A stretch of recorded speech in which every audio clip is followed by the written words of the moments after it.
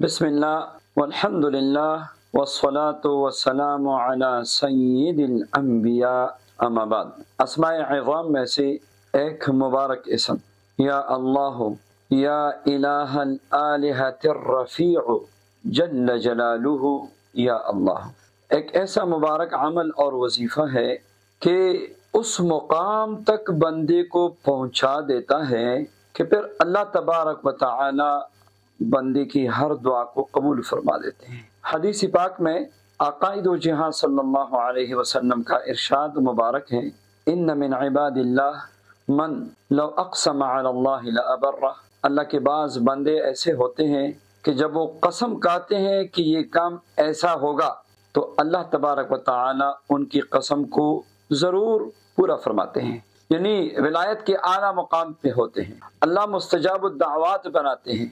اور ایک مقام ایسا بھی ہے کہ بندہ سوچے، صرف دل میں تمنا کرے، ابھی بات زبان تک نہیں آئی، ہونٹ نہیں ہلے، اور اللہ تبارک و تعالی مراد پوری فرما دیتے ہیں۔ خودی کو کر بلند اتنا کہ ہر تقدیر سے پہلے خدا بندے سے خود پوچھے، بتا تیری رضا کیا ہے۔ یہ مقام مل جاتا ہے۔ یا اللہ یا الہ الالہۃ الرفیع جل جلالہ، او مبارک اسم ہے، او مبارک ورد ہے، یہ مبارک ذکر ہے۔ اللہ اکبر، عزت، دولت، شہرت، یہ ساری چیزیں پیچھے رہ جاتی ہے۔ اس ورد کی برکت سے اللہ تعالیٰ اتنے نوازتے ہیں اور اتنی کرم نوازی شروع ہو جاتی ہے کہ دنیا کی کوئی حیثیت نظروں میں نہیں رہتی۔ پھر اس کے لیے دل کا شوق بھی چاہیے، ذوق بھی چاہیے، اور اللہ سے محبت بھی چاہیے۔ اللہ اکبر، یہ مبارک اسم شروع کیجئے۔ میں اللہ کی قسم اٹھا کر کہتا ہوں آج کے اس درس میں کہ یہ بہت بڑا خزانہ ہے جو دے رہا ہوں۔ یا اللہ یا الہ الالہۃ الرفیع جل جلالہ، روزانہ یہ مبارک اسم 3000 مرتبہ شروع کیجئے۔ اگر آپ پرہیز جلالی اور جمالی کا اہتمام کریں گے تو برکت ہی برکت ہوگی، بغیر پرہیز کی بھی پڑھیں گے تب بھی اس کا اثر ہوگا۔ خواتین ہر حالت میں پڑھ سکتی ہیں، بہتر ہے کہ نماز کے ایام میں ہی پڑھا کریں۔ مرد حضرات نماز کی پابندی کرے اور ایک مجلس میں پڑھے یا مختلف مجالس میں پڑھے، برکت ہی برکت ہے۔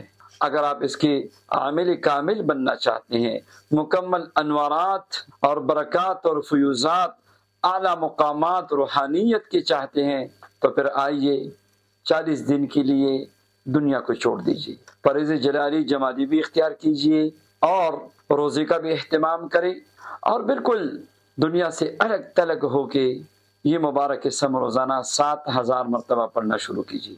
مختلف مجالس میں پڑھ سکتے ہیں، روزے کی حالت بھی ہوگی، پرہیز جلالی جمالی بھی ہوگی، نظر کی حفاظت بھی ہوگی۔